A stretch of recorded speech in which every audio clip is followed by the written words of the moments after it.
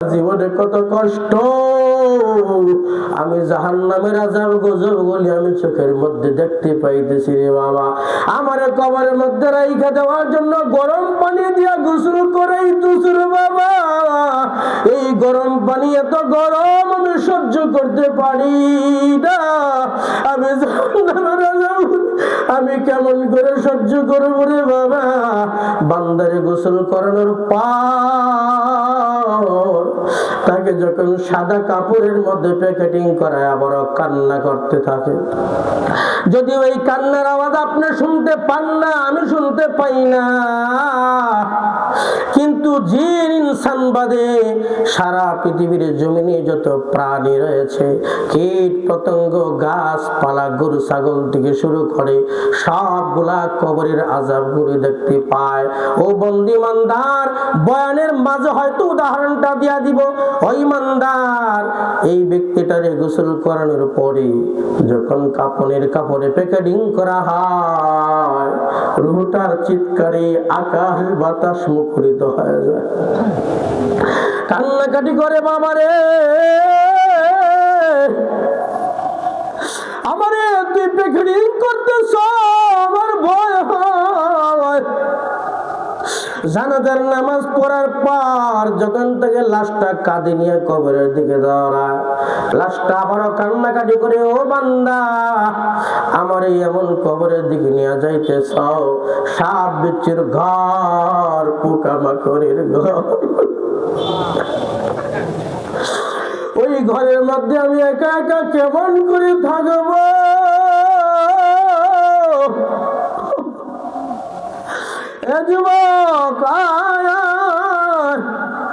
আমি মাহবুবী কলিজা ভইরা তোরে দোয়া দিয়া যাব রে বাবা। আয় বান্দা, তোর কি আল্লাহর ভয় অন্তরের মধ্যে নেই রে বাবা? এ বাবা, সবাইকে একদিন মনে যেতে হবে। ওই ইমানদার লাশটাকে কবরের মধ্যে যখন রাখা হয়, এই লাশটা কান্নাকাটি করতে থাকে। কবরের মধ্যে খাটটি বিছাইয়া যখন মাটি দেওয়া হয়, তখনও সে কান্নাকাটি করতে থাকে। অন্ধকার কবর, আমি একা একা কেমন করে থাকবো। আমার ভাইরানে, এই জন্য আমাদের সবাইকে অবশ্যই আল্লাহর পথে চলতে হবে। কোন আলেম উলামায়ে কেরাম এই কথা বলে না যে তুমি দুনিয়া কামাই করার দরকার নাই। কথা বলেন না কেন? কেউ বলছে নাকি? কোনদিন বলছে যে ব্যবসা বাণিজ্য করেন না? কোন হুজুর কে বলেছে যে আপনি সন্তানদের জন্য খাইতেন না? বলছে কেউ? বলুন আল্লাহ পাক কি বলছেন দেখেন। আল্লাহ তাআলা বলেন, ফাইযা কুদিয়াতিস সালাতু ফান্তাশিরু ফিল আরদি। আল্লাহ পাক বলে, বান্দারে, তোমার বান্দার জন্য আমি আল্লাহ নিয়োজিত রেখেছি এই ফেরেশতাগুলো, তুমি বান্দার জন্য আমার পক্ষ থেকে খাবার ব্যবস্থা করে দেয়। জোরে জোরে বলেন সুবহানাল্লাহ। ভাই আমার, বন্ধুরা আমার, তাফসীরের মধ্যে আসে ফেরেশতা সে বিদায় নিয়ে যায়, এসে বলে, বান্দারে, তোমার জন্য সারাটা দুনিয়ার জমির কানে কানে খুঁজে দেখলাম রে বান্দা, তোমার জন্য তো এক মুঠো খাবারের ব্যবস্থা করতে পারলাম না। আমাদের মনে হয় দুনিয়ার রিজিক তোমার জন্য শেষ হয়ে গেছে। এই বলে সে ফেরেশতাগুলো বিদায় হয়ে যায়। আপনি আমি যদিও বুঝতে পারি না, এই বান্দার যুবক রে, দেখবা মুমূর্ষু ব্যক্তির কাছে আইসা মা বিদায় গ্রহণ করে ছেলের কাছ থেকে, ছেলে মায়ের কাছ থেকে বিদায় নেয়, বাবার কাছ থেকে বিদায় নেয়, বিদায় গ্রহণ করে। কেন? কারণ হলো মারা যাওয়ার পর তার কাছ থেকে আর বিদায় নেওয়া যাবে না, এই জন্য সে বিদায় গ্রহণ করে। ঠিক তেমনি ভাবে যেহেতু ফেরেশতা আপনা আমার জন্য আল্লাহ পাক নিয়োজিত রেখেছেন, এই জন্য ফেরেশতা সে বিদায় গ্রহণ করে। দ্বিতীয় নাম্বার ফেরেশতা হলো পানি পান করানোর জন্য নিয়োজিত। চিৎকার মেরে বলেন সুবহানাল্লাহ। তাহলে বলেন, বয়ানটা বুঝে থাকলে বলেন, প্রথম যে ফেরেশতা ফেরেশতা আমাদেরকে হেল্প করে, সহযোগিতা করে, আমাদেরকে মানে দুনিয়াতে চলতে যাইয়া ব্যবস্থা করে সার্বক্ষণিক বিষয়ে, সেই ফেরেশতা হলো কি বলেন? খাবার ব্যবস্থা করে। কি করে বলেন? কি ব্যবস্থা করে? দেয় তো আল্লাহ, কিন্তু এটার ব্যবস্থাপনা করেন কে? এক প্রকার ফেরেশতা। দ্বিতীয় নাম্বার যে ফেরেশতার দল, তারা হলো আপনি আমার পানি, যত জুস, ঠান্ডা, মুজু, যাহা কিছু বলেন, কলের পানি, টিউবওয়েলের পানি, নদীর পানি, খালের পানি, বিলের পানি, যত পানি আছে, এই পানীয় গুলো আপনি আমি যে পান করি, এইগুলোর জন্য এক শ্রেণীর ফেরেশতা আল্লাহ পাক নিয়োজিত রেখেছেন, যেটা আমার জন্য আমার নিয়োজিত ফেরেশতা, আপনার জন্য আপনার, উনার জন্য উনার। এই ফেরেশতাগুলি আয়েশা সেই ব্যক্তির কাছ থেকে বিদায় নিয়ে যায়। চিৎকারে মেরে বলুন সুবহানাল্লাহ। ভাইরা আমার, বন্ধুরা আমার, দ্বিতীয় নাম্বার ফেরেশতার বিদায়। তৃতীয় নাম্বার ফেরেশতা, ও বান্দে বান্দার, এই যে দুনিয়ার জমিনে চলেন, আপনা আমার বডি হেফাজতের জন্য এক প্রকার ফেরেশতা রয়েছে। আল্লাহু আকবার বলো, চিৎকার মেরে বলো আল্লাহু আকবার। ওই বান্দার বয়ানগুলি কল্পনাও করা যায় না। বেঈমানের দলেরা যদি বুঝতো আমার আল্লাহ এত সুন্দর করে আমাদেরকে মহব্বত করিয়া এত নিয়ামত দান করেছেন, আমার মনে হয় পৃথিবীর জমিনে একটা নাফরমানও থাকতো না, সবগুলি খাঁটি আল্লাহর ওলি হয়ে যাইতো। ঠিক কি না? ইমানদার মুসলমানের দল।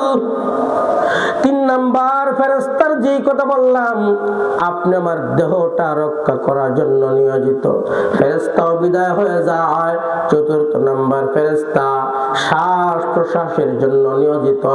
আরে মুসলমান ইমানদার, এ যুবক, ও যুবক, তোমার জন্য আমার বড় মায়া হয়। এখন বর্তমান সময়টা এমন হয়ে গেছে, গুনাহের সব চাহিদা আমাদের যুবক আর মুরব্বী নাই, নারী আর পুরুষ নাই, সকলের হাতের মধ্যে আছে না। এক সময় দেখা যাইতো বাংলার জমিনে টিভি ছিল না, সিনেমা ছিল না, বেশি আর ছিল মাত্র একখানা সারা মধুপুর বাজারের মধ্যে, আর কোথাও নাটক সিনেমা দেখার মতো জায়গা ছিল না। এক সময় দেখা গেল আস্তে আস্তে মানুষের ঘরে ঘরে টিভি আসলো। বেঈমানের দলেরা দেখলো, হায় হায়, সিনেমা টিভি বেশি আর এটা সামাজিক নাটক, মানুষ দেখে স্বাভাবিক ভাবে দেখতে পারে, গুনাহের দিকে মুসলমানকে আকৃষ্ট করা যায় না। আস্তে আস্তে টাচ মোবাইল দেয়া দিল। ওই ইমানদার, টাচ মোবাইলের মধ্যে গুগল, প্লে স্টোর, বিভিন্ন সিস্টেম গুলি চালু করা হয়েছে, যেটা আমি মাহবুবী নিজেও জানি না। যুবকদের কাছ থেকে যখন শুনি, ও বন্দী ইমানদার, টাচ মোবাইল যাদের হাতে আছে, আমার মনে হয় জাহান্নামের একটা যাওয়ার জন্য রাস্তা তার হাতের মধ্যে আছে। কথা বলেন না কেন? টাচ মোবাইলের মধ্যে যদি বন্দী ইমানদার তুমি ভালো পথে চালাও, সমস্যা নাই, কিন্তু এই টাচ মোবাইলটা ব্যবহার করে গুনাহের দিকে আকৃষ্ট হও না। ওই ইমানদার, জাহান্নামের আগুনের দিকে দৌড়াইতেছো বাবা, তুমি তো নিজেও বুঝতে পারো না। এই যে চতুর্থ ফেরেশতা শ্বাস প্রশ্বাসের জন্য নিয়োজিত, ঘুমায়া গেলেন ইমানদার। আন-নাওমু আখুল মাউত। আল্লাহর হাবিব হাদিসে বলেন, মৃত্যুর সাথে হলো ঘুম, ঘুম হইল মৃত্যুর ভাই। ঘুম থেকে যদি জাগতে পারো ইহকাল, আর যদি জাগতে না পারো তোমার জন্য পরকাল। চিৎকার মেরে বলেন ঠিক কিনা? ঘুম থেকে জাগতে পারলে ইহকাল মানে তুমি দুনিয়া পাইলা, আর যদি ঘুম থেকে জাগতে না পারো, যদি মালাকুল মউত ঘুমের ঘরে তোমারে নিয়ে যায়, তাইলে তোমার জন্য পরকাল হয়ে গেল। ও ইমানদার যুবক, কত যুবক আছো গুনাহ করতে করতে টাচ মোবাইল চালাইয়া রাত্রে বেলায় ঘুমায়, সকাল বেলায় মা গেছে ডাকার জন্য, বাবারে ডাকে সন্তান উঠ, সন্তান সাড়া দেয় না, বাবা গেছে জাগানোর জন্য, বাবার ডাকেও সাড়া দেয় না। অবশেষে মানুষ একের পর এক ডাকে, বরাবর ঘুম থেকে ফজরের নামাজের আগে উঠে, আজকে কেন হঠাৎ কইরা দরজা ভাঙ্গা ভিতর ঢোকার পর বান্দা দেখতে পায় দুনিয়ার জমির মোহব্বত ছাইরা দিয়া পরকালের বাসিন্দা হয়ে গেছে। এমন ঘটনা আমাদের সমাজে আছে না? আরে ইমানদার ভাইরা রে আমার, আমি তোমাদেরকে কেমন করে বয়ানটা বুঝাইব রে বাবা। কিছুদিন আগে আমার গাজীপুরের এক মুসল্লি, 5 ওয়াক্ত নামাজি মুসল্লি, টয়লেটে গেছে। টয়লেট করার জন্য হঠাৎ করে দেখা যায় অনেক সময় হয়ে গেল, 5 মিনিট 10 মিনিট, আধা ঘন্টা 1 ঘন্টা হয়ে গেল, এখনো কেন বের হয় না? টয়লেটের দরজা ঘাত করতেছে, ভিতর থেকে কোনো আওয়াজ আসে না। টয়লেটের দরজা ভেঙে যখন ভিতরে ঢুকলো, ঢোকার পর দেখতে পায় আল্লাহর বান্দা দুনিয়ার মহব্বত কাটিয়া পরকালের মেহমান হয়ে গেছে। আল্লাহু আকবার। আরে ইমানদার যুবকরা রে ভাইরা রে আমার, এর মুরব্বী বাবা, গত বছরে বয়ান শুনেছেন হয়তো অনেক মুসল্লি মাইনাস হায়াস। আজকে যারা বয়ান শুনতেছো বাবা, হতে পারে আগামী বছর আসার আগেই তুমি এখান থেকে চলে যাবা। ও বন্দি মান্দার তো চলে যাবে, দুনিয়া ঠিকই থাকবে, ঘর বাড়ি থাকবে, বাড়ি থাকবে, গাড়ি থাকবে, কিন্তু তুমি থাকবা না। ও ইমানদার ভাইরা রে, মরণের আগে তুমি সামান সঙ্গে নিয়ে যদি যাইতে পারো, যদি সফরে যাওয়ার আগে তার শীতের কম্বল নিয়ে যায়, টাকা পয়সা নিয়ে যায়, তার সামান সব যদি থাকে, যাওয়ার পর সেখানে কষ্ট হয় না।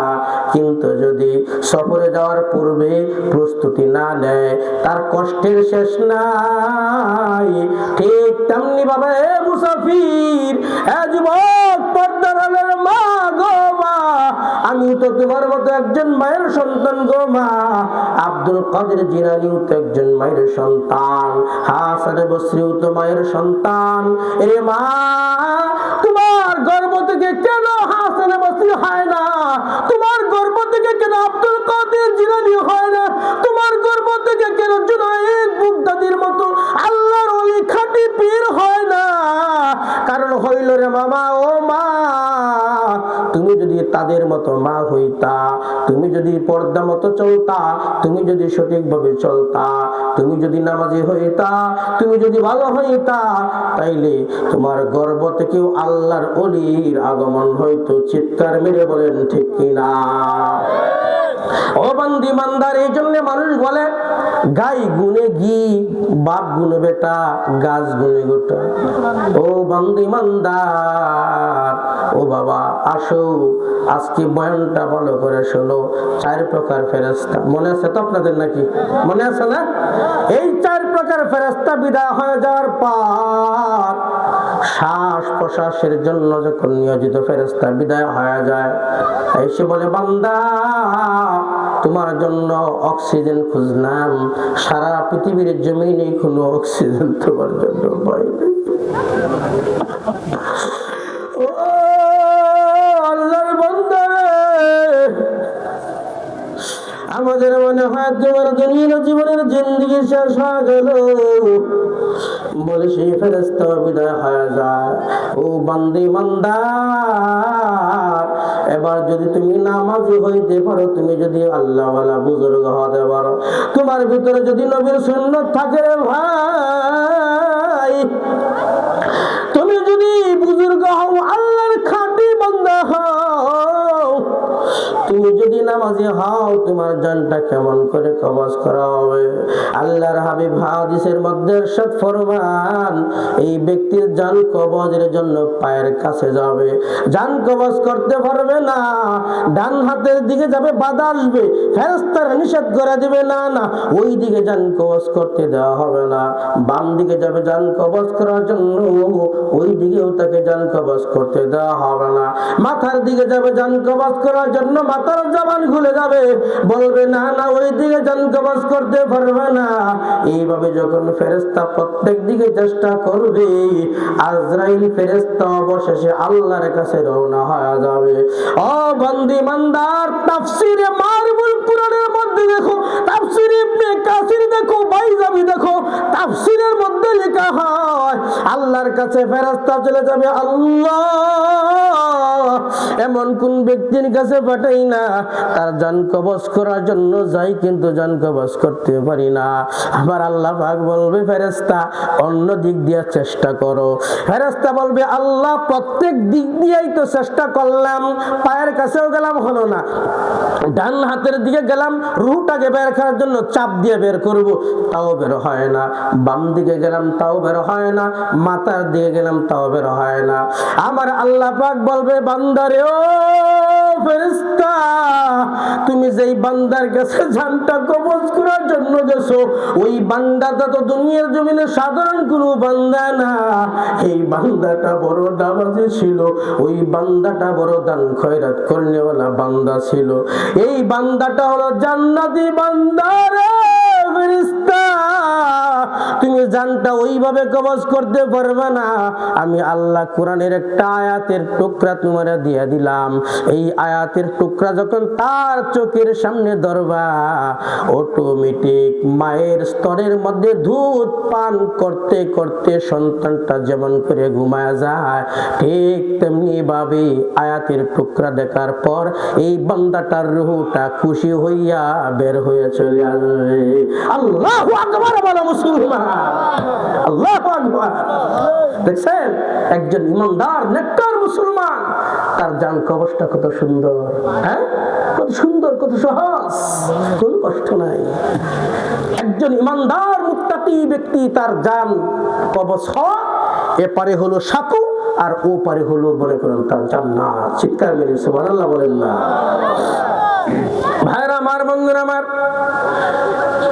এই আয়াতে কারিমার টুকরাটা কি আমার সাথে যারা হাফেজ কোরআন আছে উলামায়ে কেরাম আছেন পড়েন আমার সাথে, ইয়া আইয়াতুহান নাফসুল মুতমাইন্না ইরজিই ইলা রাব্বিকি রাদিয়াতাম মারদিয়া ফাদখুলি ফি ইবাদি ওয়াদখুলি জান্নাতি। জোরে জোরে বলেন সুবহানাল্লাহ। বয়ান খারাপ লাগতেছে ঠিক না? আলোচনা কি আরেকটু চলবে না ছেড়ে দেব? হ্যাঁ সারা রাত চলবে, তাহলে প্রধান বক্তা আজ করবে কখন? যাই হোক অনেক লম্বা আলোচনা যাচ্ছে, আমি খুব সংক্ষেপেই করার চেষ্টা করতেছি। ভাইরা আমার, বন্ধুরা আমার, ইমানদার মুসলমান এই আয়াতে কারিমার টুকরাটা যখন ধরবে 30 নম্বর পারার মধ্যে আয়াতে কারিমা রয়েছে ইয়া আইয়াতুহান নাফসুল মুতমাইন্না, মানে হলো ও নেককার নফস, ও শান্ত সৃষ্ট নফস, ইরজিই ইলা রাব্বিকি রাদিয়াতাম মারদিয়া, ও নেককার নফস তুমি আল্লাহর দিকে চলে আসো, ফিরে আসো। দুনিয়ার জমিনে যেমন নাকি তুমি আল্লাহর প্রতি সন্তুষ্ট ছিলা, আমি আল্লাহ তোমার প্রতি সন্তুষ্ট। এই আয়াতে কারিমার টুকরা যখন দেখবে আল্লাহ পাকের হুকুমে ওই রূহটা আপসে আপ জান কবজ হয়ে আল্লাহর ফেরেশতার হাতে চলে আসবে। সুবহানাল্লাহ। সেখানেও আমার তাফসীরের মধ্যে উল্লেখ করা হয়েছে, ভাইরারি আমার আপনাদেরকে কি বয়ান করবো বলেন, অনেক লম্বা আলোচনা। ভাইরা এই আয়াতে কারিমার টুকরাটা যখন ধরবে তাফসীরের মধ্যে আসছে, তাফসীরে মারিফুল কোরআনে উল্লেখ করা হয়েছে জান্নাতের সুগন্ধি মেশকে আম্বর মাখা রুমাল, এই রুমালটাই না এমন করে ধরবে যেরকম সন্তান ভূমিষ্ঠ হওয়ার পরে মা সন্তানকে নিয়ে কুলে নিয়ে চুমু খায় কিনা, কথা কয় না? বাবা চুমু খায়, দাদা চুমু খায়, আদর করে। ও ইমানদার, ও মা, ও বোন, ও যুবক ভাইরা রে আমার, এ মুরব্বি বাবা, তুমি যদি নামাজি হতে পারো, নেককার হতে পারো, তোমার জানটা কবসার পর ওইভাবে জান্নাতি সুগন্ধি মেশকে আম্বর মাখা রুমাল, এই রুমালের মধ্যে তোমার জানটাকে রূহটাকে রাখা হবে। রাখার পর যেমনি ভাবে একজনের কুল থেকে অন্যজন সন্তানকে নিয়ে যায়, ঠিক তেমনি ভাবে আজরাইল ফেরেশতার কাছ থেকে আরেকজন ফেরেশতা আরেকজনের কাছ থেকে আরেকজন ফেরেশতা এইভাবে করে দুনিয়ার আসমানের মধ্যে চলে যাবে। দুনিয়ার আসমানে যাওয়ার পর সেখানে বলা হবে অমুকের পুত্র অমুক আসছে, মেহমান আল্লাহর সাথে সাক্ষাৎ করে বলল,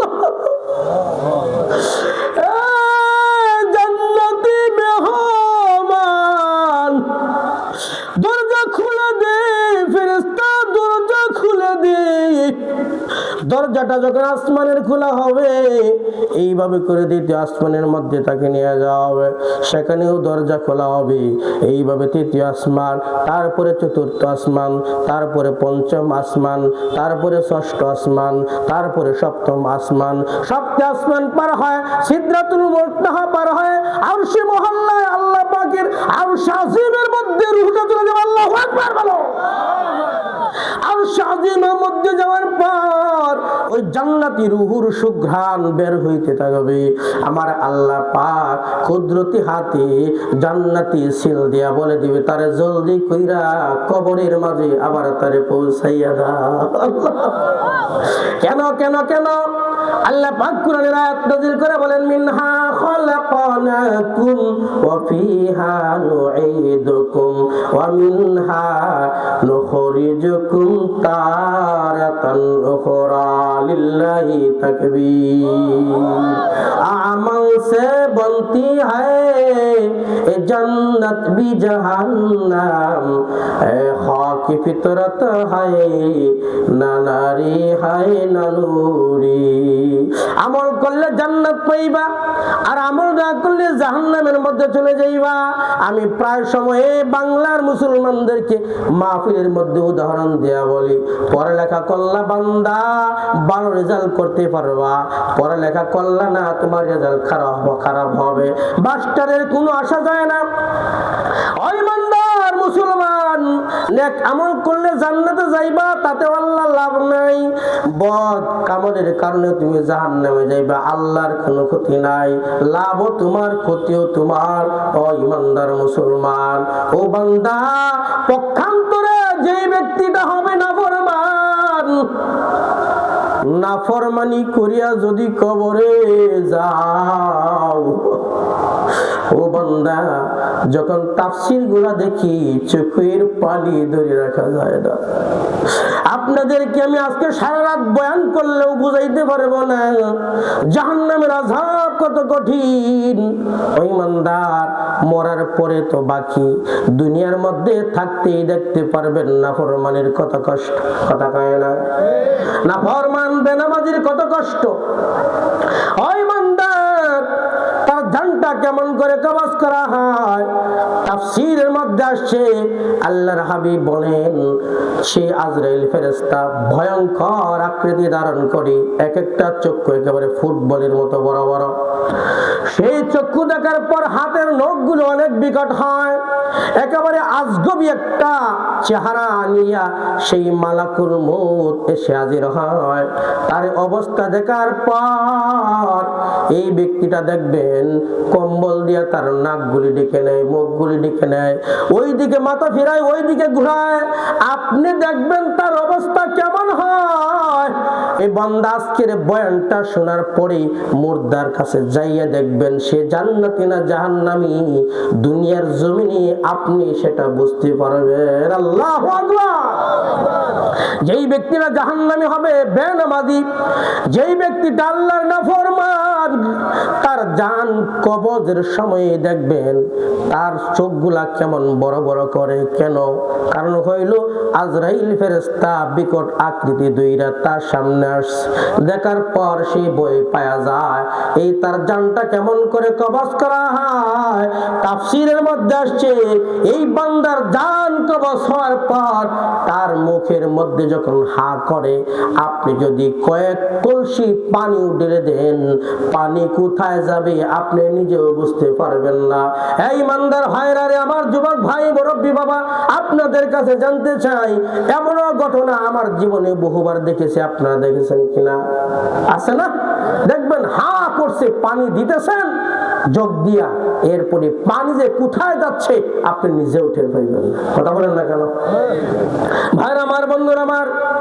এই জন্য বলি রে বাবা, জান কবজ হওয়ার পর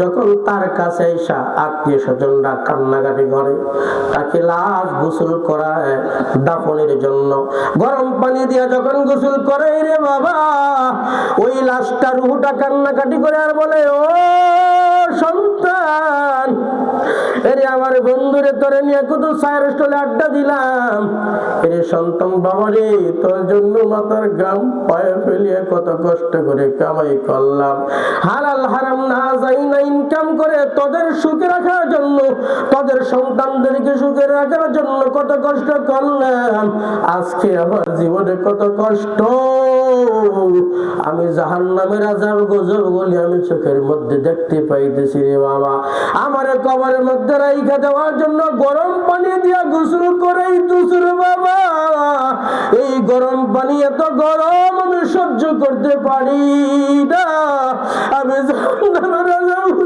আমি কেমন করে সহ্য করব রে বাবা।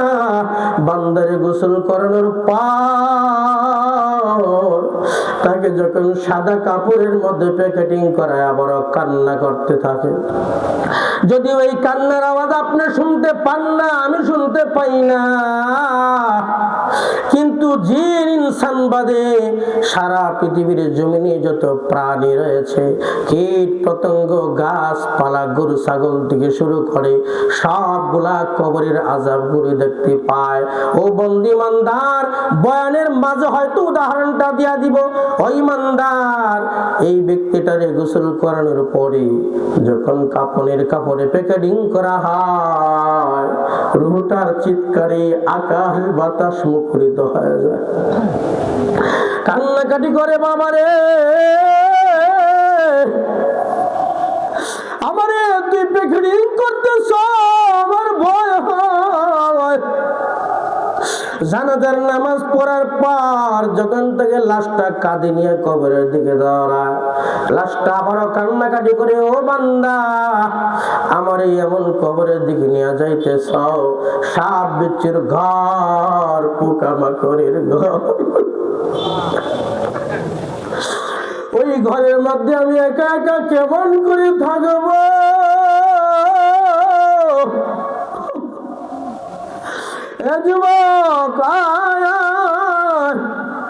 আমি মাহবুবী কলিজা ভইরা তোরে দোয়া দিয়া যাব রে বাবা। আয় বান্দা, তোর কি আল্লাহর ভয় অন্তরের মধ্যে নেই রে বাবা? এ বাবা, সবাইকে একদিন মনে যেতে হবে, ওই ইমানদার লাশটাকে কবরের মধ্যে যখন রাখা হয়, এই লাশটা কান্নাকাটি করতে থাকে, কবরের মধ্যে খাটটি বিছাইয়া যখন মাটি দেওয়া হয় তখনও সে কান্নাকাটি করতে থাকে, অন্ধকার কবর, আমি একা একা কেমন করে থাকবো।